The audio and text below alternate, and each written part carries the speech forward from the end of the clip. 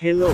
Welcome to my channel. Huwag kalilimutan mag-subscribe, mag-likes at mag-share sa aking mga videos. Ang pag-uusapan natin ngayon ay tungkol sa bagong kasong dinisisyonan ng Korte Suprema na inilabas ng Supreme Court Information Office sa kaso ni People vs. Yul Vincent O. Rodriguez, October 9, 2024. The Supreme Court ruled that chat logs, videos admissible as evidence in criminal cases.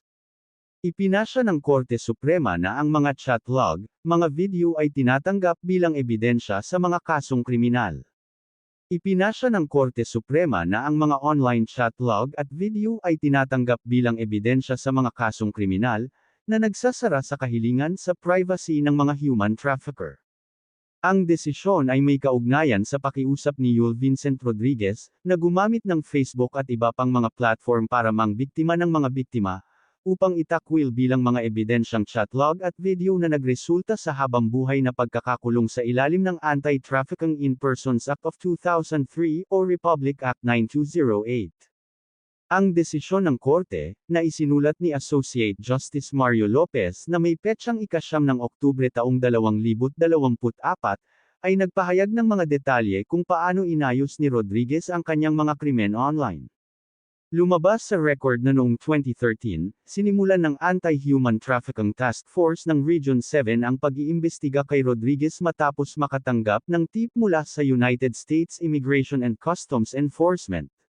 Gumamit ng decoy account si Police Officer 3 Jerry Gambi upang makipag-ugnayan kay Rodriguez sa iba't ibang online na platform, na nagre-record ng kanilang mga sulat. Nagsimula ang mga online na pakikipag-ugnayan kung saan inalok ni Rodriguez si PO3 Gambi ng mga hubad na palabas kapalit ng pera, kabilang ang isa na kinasasangkutan ng kanyang mga menor de edad na pinsan.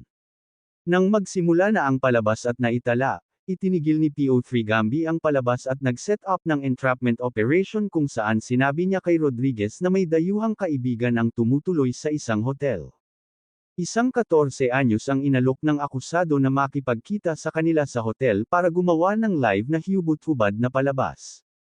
Sa entrapment operation, tinanggap ni Rodriguez ang marked money mula sa dayuhang nagpapanggap na si Kyle Edwards, na isang undercover confidential informant ng task force, at nang tanggapin ang bayad ay inaresto at kinasuhan ng sospek. Si Rodriguez ay hinatulan ng Regional Trial Court na pinagtibay ng Court of Appeals.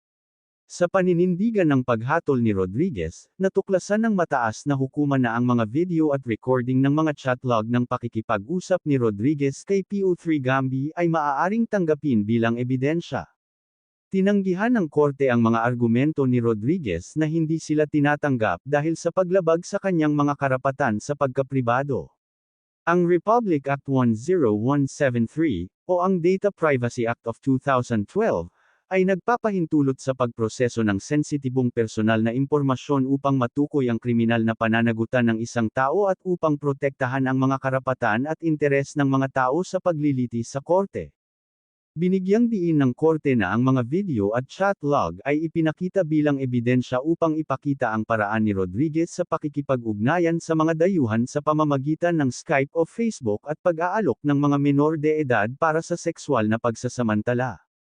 Bukod sa pagkakakulong, inutusan din ng korte si Rodriguez ng 600,000 pesos na danyos, na may legal na interes na 6% kada taon mula sa finality of judgment, hanggang sa buong pagbabayad. Hanggang dito na lang ang video na ito. Thank you for watching.